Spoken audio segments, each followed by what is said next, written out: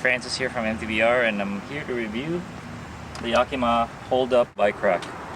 So I've tried a few racks in the last year, hitch racks. The One-Up USA, the Thule, the Kuat, and now the HoldUp 2, and this is my favorite. And let me show you why. So one of the really cool things about it is it's really compact. This profile is about the shortest you'll ever see on a rack. A lot of racks will extend from here to here. And this Yakima is able to make it super compact for a few reasons. One is these rails slide back and forth. So the more room you need in between your bikes, you can move them apart. Right now I have it optimized since so I don't need a lot of room in between bikes to be as close together. The second is they have this secret. The wheel tray actually folds out. So I'll show you that in a minute. But I wanted to explain the setup I have. This is a Subaru XV Crosstrek, 22 grand. It's actually my personal car. I've tried about 30 cars in the last 2 years, and this is one of the best for biking. Super economical and all-wheel drive, off-road capable. And I put a Kurt hitch on it. This Kurt hitch is available for 150 bucks. It's just a big hunk of metal. It bolts on to the chassis of the car. It's about a 1 hour, 2 hour job for most people, and then you can just put the hitch on. I opted for an 1.25 inch instead of 2 inch, just because I had a couple 1.25 inch racks and it's more stealthy. It's smaller. It doesn't look like a big truck. The trade-off for getting an 1.25 inch is you can't put as much load on your rack. You can't have a 4-bike hitch rack on this. And the other thing is, when it's fully loaded and you're really off-road, you will have more of this shake. You can see it in your rear view mirror because the thing will flex a little more than a 2-inch hitch. Not a big deal, but you know, if that's disconcerting to you, a lot of off-road, a lot of rough roads, you might want to go for a 2-inch. And finally, I'll talk about the hitch rack versus a roof rack. I have both, but a hitch rack is way better than a roof rack. The main reason is ease of use, ease of convenience. So much easier on your life if your bike's here, and I'll show you in a second, as opposed to up there. The other reason is wind noise, and finally fuel economy. Fuel economy is a big deal. You can save 4 or 5 miles per gallon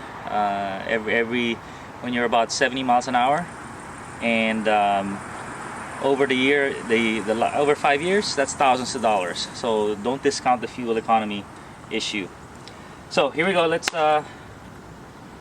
work. Let's get it up. So it's on a folded position. As you can see, your license plate is kind of covered.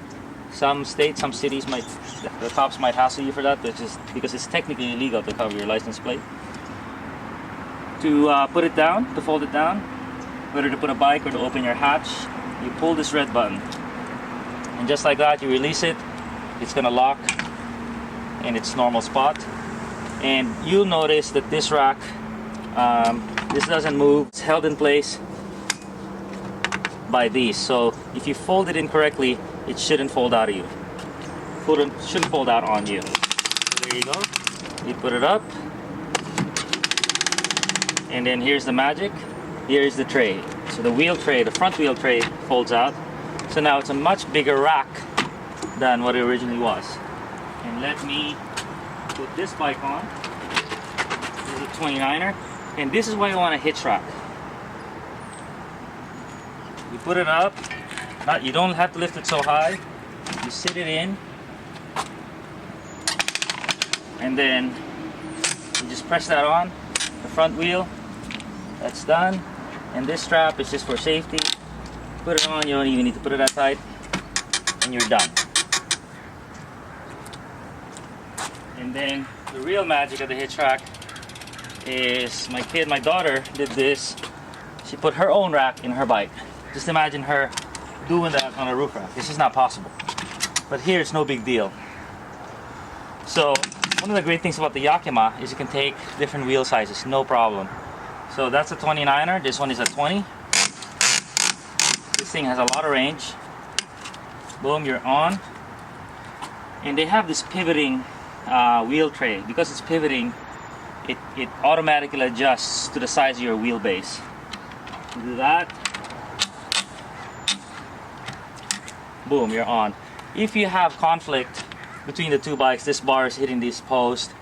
Sometimes you adjust it up and down with a dropper post. That's one of the cool things of a dropper post. Sometimes you move your seat post.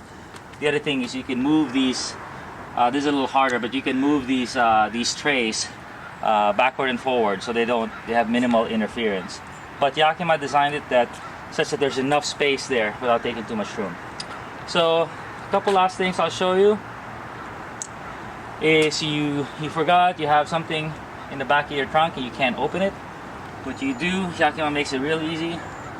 You just pull this red lever to release it, and you support it obviously because it's going to drop on you, and then bam, you now have access to your trunk. There you go.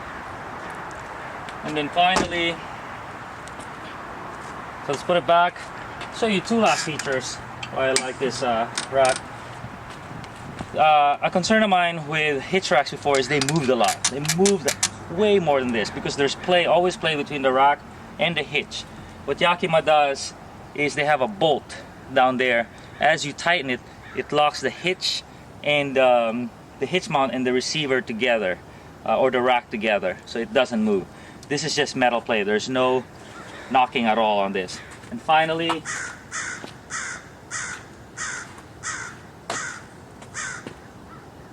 after you ride, you need a beverage. There's a little sign here. I just noticed it today.